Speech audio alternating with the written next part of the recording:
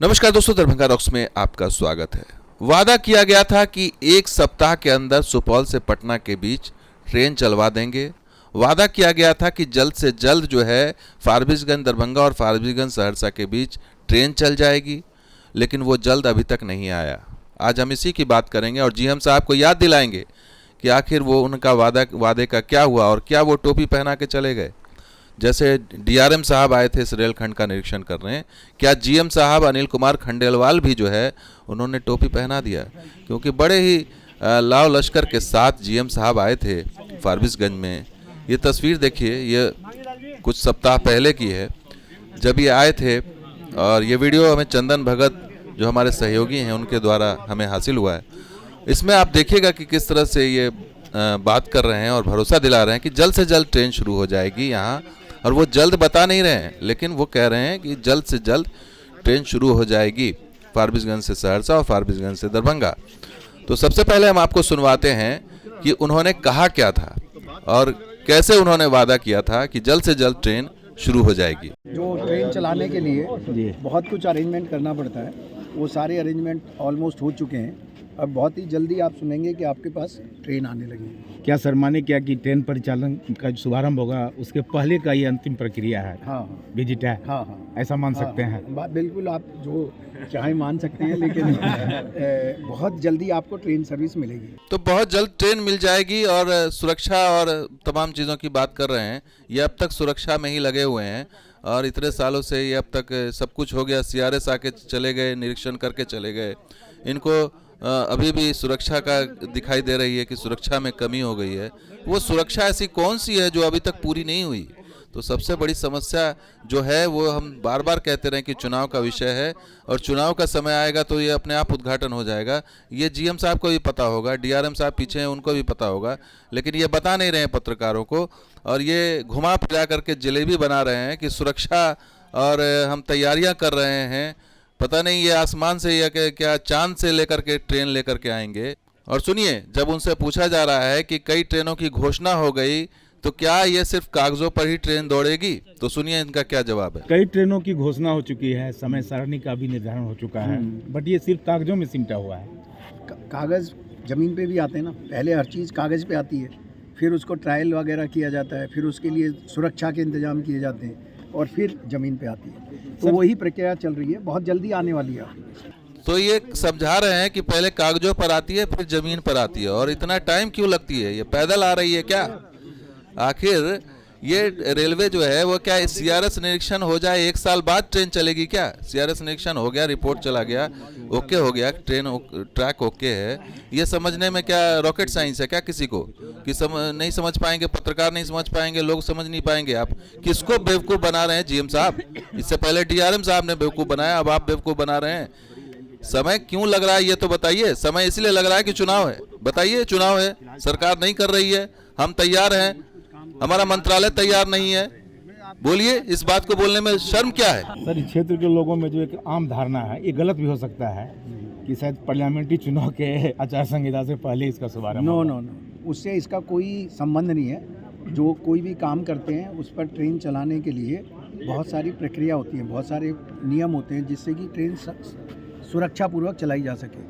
उन्हीं सब नियमों को सुनिश्चित किया जा रहा है, और बहुत जल्दी आपके यहाँ ट्रेन चलने लगेगी। बहुत तो सर किसी तरह की उसका कोई रिलेशन नहीं होता। तो ये तमाम प्रक्रियाओं में ये उलझा रहे हैं और ये समझा रहे हैं कि क्या प्रक्रिया होती है, और ऐसा लग रहा है जैसे कि प्रक्रिया किसी को पता नहीं है। अरे प्रक्रिया सिंपल है, सीआरएस निरीक्षण होता है, सीआरएस रिपोर्ट देते हैं, सीआरएस का अप्रूवल होता है, ट्रेन चलने लगती है। उसमें प्रक्रिया क्या बता रहे हैं आप? और इतना ही नहीं, जब इनसे पूछा जा रहा है कि क्या दिसंबर में परिचालन शुरू हो सकता है, क्या ये माना जाए, तो देखिए कैसे मजाक उड़ा रहे हैं। सर, माना जाए कि दिसंबर में सर ट्रेन की परिचालन हो सकती है? बिल्कुल मानना चाहिए आपको। आपको मानना चाहिए। मैं तो मान ही रहा हूँ, इसीलिए सर, इस क्षेत्र के लोग आपको भी मानना चाहिए। सर, इस क्षेत्र के लोग 26 वर्षों से मान रहे हैं। हाँ, नहीं, 26 वर्ष तो बहुत ज्यादा होते हैं। 26 वर्ष कि 1997 में इसको पूरक रेल बजट में शामिल किया गया था। ऐसा नहीं है, लेकिन अभी आपने देखा ना 26 वर्षों में, अभी ये 26 वर्षों में ये थोड़ी देखी आपने ये पटरियाँ। सर एक चीज ये देख लेना। तो अब सर एक चीज जानना था। तो सुना, पत्रकारों ने जब उनसे सवाल किया कि 26 बरस हो गए अमान परिवर्तन हुए या इसको बजट में शामिल किए हुए, तो उनका रिएक्शन देखा आपने? वो दिखाने लगे, प्लेटफॉर्म दिखाने लगे। तो ये बता नहीं रहे हैं कि रेलवे आखिर ट्रेन जल्द से जल्द जो है, आखिर वो सवाल तो सही जायज़ है कि वो जल्द कब आएगा। और इतना ही नहीं, जब पत्रकारों ने पूछा कि मेगा ब्लॉक की समय सीमा क्या होती है, सवाल जायज़ है। और देखिए उसके बाद ये कैसे तिलमिला गए जीएम साहब। सर मेगा ब्लॉक की समय सीमा क्या होती है? मेगा ब्लॉक की कोई समय सीमा नहीं होती, जितनी जरूरत होती है ब्लॉक के लिए, इसलिए कि उसके हिसाब ये से 12 वर्ष हो गए हैं अब एक ही इस फंड के। अब आप एक ही चीज को बार बार पूछते रहेंगे। 20 जनवरी आप और 2012 बाकी को, और बताएं। अच्छा 20 जनवरी 2012 आपने को एक ही चीज 15 बार पूछ ली है। अब आप मैं क्या बताऊं, बताओ आप लोग कुछ पूछ रहे हैं? आपको बता दिया कि अभी बहुत जल्दी चलेंगे। अब आप क्या पूछते हैं? आप और लोगों का भी चांस दो। एक ही बात तो बता दी ना मैंने, आप लोग बहुत जल्दी चलेगी। अब आपको क्या बताऊं, बताइए कैसे बताना चाहता है, बताओ। वो लैंग्वेज बोल देता हूँ, बताओ आप क्या बोलना है। तो सुना आपने, 12 बरस हो गए मेगा ब्लॉक को और 27 साल हो गए इसके बजट में पास किए हुए। तो जब इनको फैक्ट बताया गया जीएम साहब को, तो जीएम साहब की जो है बगली झांकने लगे और तिलमिला गए। गुस्से में वो कुछ से कुछ बोलने लगे। और जल्द से जल्द बता रहे हैं कि हो जाएगा, जल्द से जल्द ट्रेन आ जाएगी, मान लीजिए, ये कर लीजिए। अरे हम तो कुछ भी मान लें। आप क्या, आप अधिकारी हैं, आप सबसे बड़े अधिकारी हैं पूर्व मध्य रेलवे के। आपसे लोग उम्मीद करके आए, लोगों से मिले यहाँ पर, और आपने उनको जो है सिर्फ आश्वासन का झुंझुना थमा दिया। और वहाँ पर जो है स्वागत हर चीज़ हुआ, लेकिन आप जो है वो सवालों का सामना नहीं कर सके। तो आप सिंपल बताइए कि हमारे हाथ में नहीं है। आप रेल मंत्री से पूछिए, आप प्रधानमंत्री से पूछिए, आप रेल मंत्रालय से पूछिए, वो क्यों नहीं कर रहे हैं। हमारी तरफ से तो ओके है। आप क्यों गोल गोल जलेबी घुमा रहे हैं और समझा रहे हैं कि सुरक्षा में इतना टाइम लग रहा है और हमें तैयारी करने में।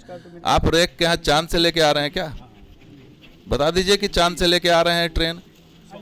अरे ट्रेन तो यही है, क्यों नहीं चल रही ट्रेन?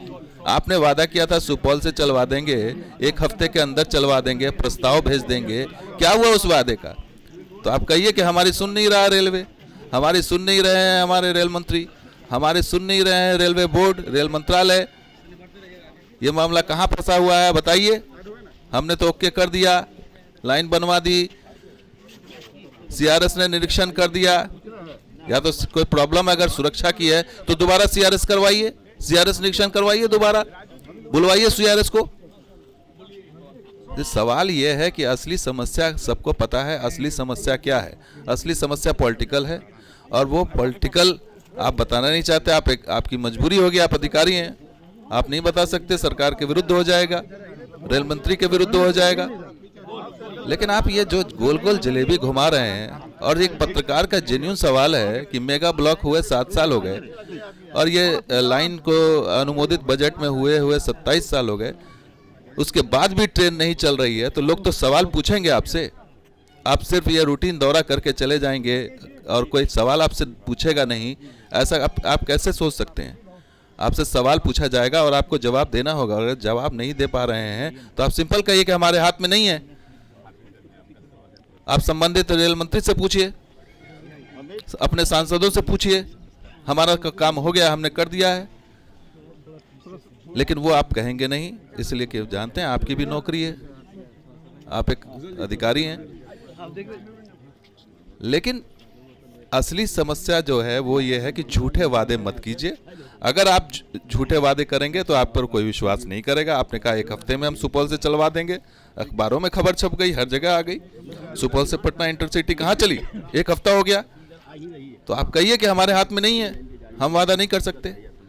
और वही चीज़ दिखा कि आप जल्द से जल्द शुरू हो जाएगी, जल्द से जल्द शुरू, वो जल्द आज तक नहीं आया। और वो जल्द हमें भी पता है, आपको भी पता है। बहुत जल्द का मतलब है कि चुनाव से पहले हो जाएगा, और चुनाव से पहले वो जनवरी में होगा या फरवरी में होगा या मार्च में होगा, वो चुनाव आयोग पर निर्भर कर रहा है। बता दीजिए, चुनाव आयोग पर निर्भर कर रहा है।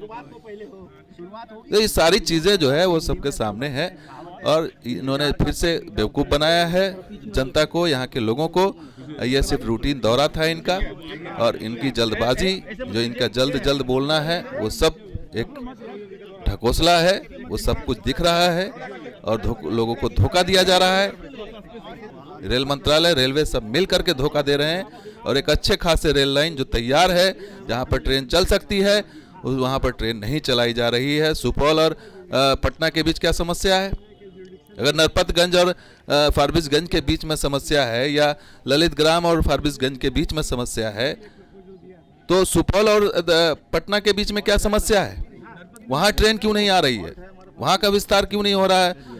जो ट्रेन को कुछ विस्तार होना था, सरायगढ़ तक होना था, इलेक्ट्रिफिकेशन भी हो गया है। अब तो आप लोग को बदलने का भी झंझट नहीं है। ये सारी दिक्कतें जो हैं वो सिर्फ दिखाने के लिए हैं। असली समस्या क्या है वो अधिकारी नहीं बता रहे हैं, ना डीआरएम साहब बता रहे थे, ना जीएम साहब बता रहे हैं। अब कहाँ जाए लोग, किससे बात करें? तो दोस्तों ये वीडियो कैसा लगा जरूर लाइक शेयर कीजिए, हमारी सब्सक्राइब कीजिए। कुछ और वीडियो के साथ हाजिर होंगे। आप देखते रहिए दरभंगा रॉक्स। शुक्रिया, धन्यवाद। जय हिंद, जय बिहार, जय बंगला।